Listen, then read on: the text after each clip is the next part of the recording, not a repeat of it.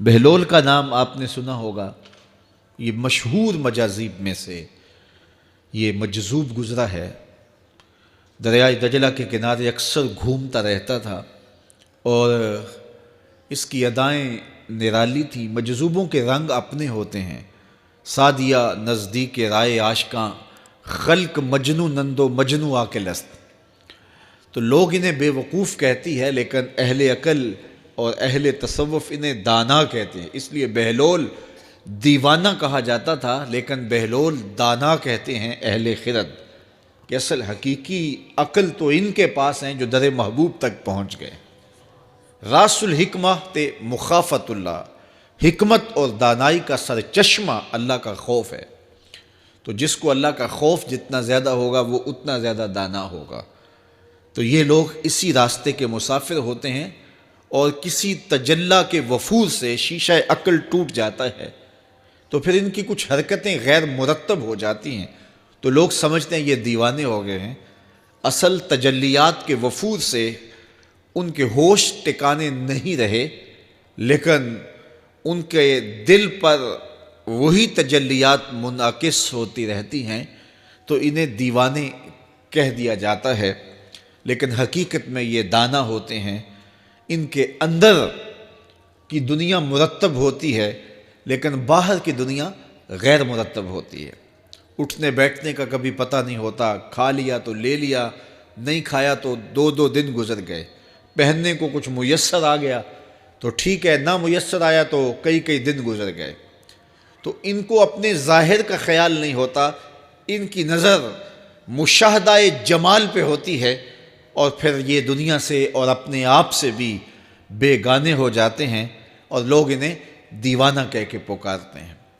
میں دریائے دجلہ کے کنارے حضرت سری سختی کے مزار پہ حاضر ہوا، تو حضرت جنید بغدادی اور حضرت شیخ شبلی کے مزار پہ، حضرت ذوالنون مصری کے مزار پہ، اور دیگر مزار، یہ سارے دجلہ کے کنارے واقع ہیں۔ تو وہاں بچے کھیل رہے تھے، تو ہم نے ان بچوں سے پوچھا کہ یہاں کوئی اور مزار بھی ہے؟ تو انہوں نے اشارہ کر کے بتایا کہ آپ اس سمت جائیں تو آگے بہلول دانا کا مزار ہے۔ تو شوق تھا تو ہم وہاں گئے، تو بہلول دانا کا مزار تھا، باہر لگا ہوا تھا بورڈ، تو شکستہ سا مزار تھا، ہم اندر داخل ہو گئے۔ تو میں نے بہلول دانا کی قبر دیکھی کہ اس کی قبر کے اوپر جو غلاف پڑا ہوا تھا وہ بھی آدھا تھا اور پھٹا ہوا تھا۔ میں نے کہا فقیروں کی جو علامتیں ہوتی ہیں وہ مرنے کے بعد بھی پائی جاتی ہیں، آج بھی مجذوبیت کا رنگ اس کی قبر پہ نمایاں ہے۔ اور میں نے دوستوں کو کہا جو میرے ساتھ تھے، میں نے کہا دیکھو کو جو ہوتے ہیں نا مجذوب، بعض کا کپڑے بھی واجبی ہوتے ہیں ان کے اوپر، تو یہ دیکھیے کہ اس کا غلاف بھی جو ہے وہ آدھا ہے اور وہ بھی جگہ جگہ سے پھٹا ہوا ہے، تو اس کی قبر بھی اس کے جذب کی کہانی سنا رہی ہے۔ تو یہ دریائے دجلہ کے کنارے گھومتا تھا، اور لوگ اس سے ملتے تو جو اس کی زبان سے نکلتا وہ پورا ہو جاتا۔ تو ایک دن دریائے دجلہ کے کنارے یہ گھوم رہا تھا کہ ہارون رشید اپنے مکان کی، اپنے محل کی چھت پہ ٹہلتے ٹہلتے بہلول کو دیکھتا ہے، تو خادموں کو کہا کہ ذرا اسے میرے پاس حاضر کرو۔ شاہی حکم نامہ تھا، جو چھت کے اوپر خادم تھے انہوں نے اوپر سے ڈولی پھینکی اور نیچے والوں کو اشارہ دیا، انہوں نے بہلول کو پکڑا اور ڈولی میں رکھ دیا، اوپر والوں نے رسیاں کھینچ لی۔ 2 لمحوں کے بعد بہلول بادشاہ کے سامنے تھا۔ تو بادشاہ نے بہلول سے کہا کہ بہلول ایک بات تو بتاؤ، کہا پوچھئے، کہا آپ خدا تک کیسے پہنچے ہو؟ تو بہلول نے مسکرا کے کہا جیسے آپ تک پہنچا ہوں۔ علامہ اقبال نے جو مرد کلندر کی نشانیاں بتائی ہیں ان میں سے ایک نشانی یہ ہے، بات میں سادہ و آزادہ، معانی میں دقیق، کہ اس کی بات بہت لمبی اور لچھے دار اور گچھے دار نہیں ہوتی، سیدھی سیدھی بات ہوتی ہے لیکن سیدھی روح میں اترتی ہے۔ مختصر اور جامع کلام کا حامل ہوتا ہے اللہ کا بندہ۔ تو کہا کہ بادشاہ جیسے آپ تک پہنچا ہوں۔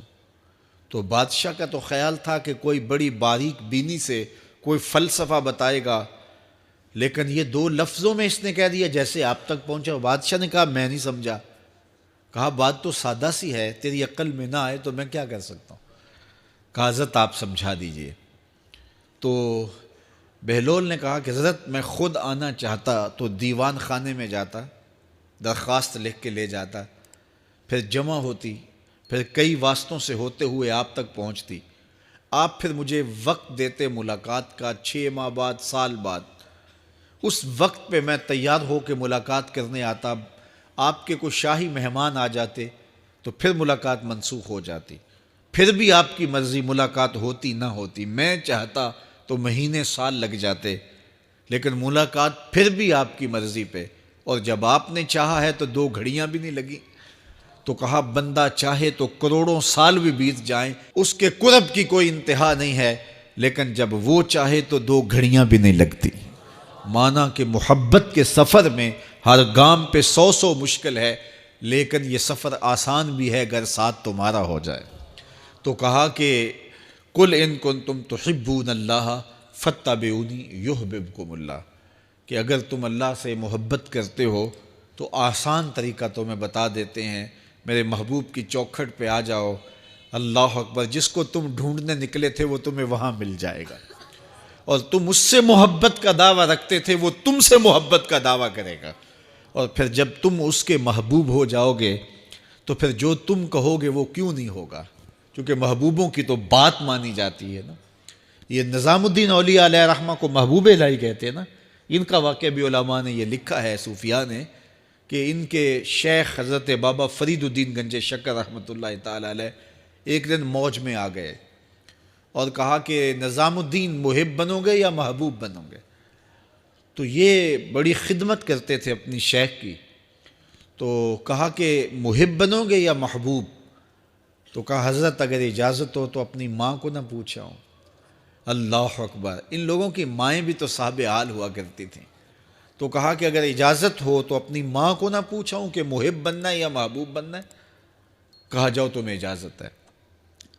تو گھر کی طرف روانہ ہوئے، 1 دن کا سفر کیا، راستے میں ایک فقیر تھا مجذوب جو راستے میں بیٹھا تھا، حالت اس کی عجیب سی تھی، تو یہ سلام کر کے گزرنے لگے تو وہ مسکرا کے بولا محب بنو گے یا محبوب؟ تو حیرت زدہ ہو گئے کہ اسے کیسے پتہ چل گیا، یہ تو میرے شیخ کا اور میرا راز ہے۔ تو رک گئے، کہا کہ حضرت اگر آپ بتا دیں تو بہت اچھا ہو۔ کہا نہیں نہیں، ماں سے پوچھو، جو وہ بتائے گی وہی بن جانا، اور اگر ماں نے نہ بتایا تو کل آ جانا، اسی وقت یہاں ملاقات ہوگی، پھر میں بتا دوں گا۔ خیر چلے، رات کو پہنچے، والدہ کی خدمت میں سلام پیش کیا، پاؤں دبائے اور کہا کہ شیخ موج میں آ گئے اور کہا محب بنو گے محبوب بنو گے؟ تو میں نے کہا ماں سے پوچھ لوں۔ تو میں اماں جی آپ سے پوچھنے آیا ہوں، راستے میں یہ واقعہ بھی ہوا۔ تو ماں نے کہا کہ بیٹے تم صبح ناشتہ کر کے پلٹ جانا، اور وہ جو راستے میں تیرے دل کی بات بوجھ گیا وہ کوئی صاحب حال تھا، وہ تمہیں صحیح بتا سکے گا کہ محب بننا کہ محبوب بننا۔ خیر یہ صبح ناشتہ کر کے ماں کے پاؤں پکڑے، اجازت طلب کی اور واپس نکلے، اور وہاں جا کے دیکھا تو کوئی فقیر نہیں ہے۔ بڑے حیرت زدہ ہوئے، دائیں بائیں سے پوچھا کہ یہاں کل ایک بابا بیٹھا تھا۔ کہا وہ تو کل کے فوت ہو گیا۔ تو کہا اس کی قبر کہاں ہے؟ کہا قبر کس نے بنانی تھی اس کی؟ وہ گندگی کے ڈھیر پہ لوگوں نے پھینک دیا۔ دل میں بڑے حیرت زدہ ہوئے، اتنا با کمال تھا، لیکن اپنی حالت یہ، خیر وہاں چلے گئے اور جا کے کھڑے ہو کے پوچھنے لگے بندہ خدا دل کی باتیں بوجھتا تھا اور میرے ساتھ وعدہ کیا تھا کہ اگر ماں نے نہ بتایا تو کل آنا، اور اپنا پتہ ہی نہیں تھا کہ کیا ہونے والا ہے۔ یہ بات کہی تو بابا اٹھ کے بیٹھ گیا۔ عرش فرش تے بانگا ملیاں تے مکے پہ گیا شور، بلے شاہ سا مرنا ناہی تے گور پیا کوئی ہور۔ ہاں اٹھ کے بیٹھ گیا اور کہا کہ نظام الدین محبوب بننا محب نہ بننا۔ محبوں کا یہ حال ہوتا ہے، نہ کفن ملتا ہے نہ دفن ملتا ہے، محبوب بنو گے تمہاری قبر پہ بھی میلے لگیں گے۔ فاتبعونی یحببکم اللہ، اگر حضور کی اطاعت کرو گے، حضور کی فرما برداری کرو گے تو تم محبوب بن جاؤ گے۔ تو حضور کی محبت خدا کی محبوبیت کا ذریعہ ہے، اس لیے ہمیں حضور کا پیار اپنی روحوں میں موجزن کرنا ہے، حضور کی محبت اپنی روحوں میں اتارنی ہے، اور محبت اپنے تمام تر تقاضوں کے ساتھ جب روح پذیر ہوگی تو پھر ہمارا انداز زندگی بھی سنور جائے گا، ہماری آخرت بھی سنور جائے گی۔ محبت کے من جملہ تقاضوں میں سے سب سے بڑا تقاضا محبوب کی اطاعت ہے، کہ بندہ جس سے پیار کرتا ہے اس کی بات مانتا ہے۔ یہ ہے دعوی محبت کا ثبوت، اس کی دلیل۔ اور حضور کے صحابہ کی زندگیاں دیکھیے کہ انہوں نے حضور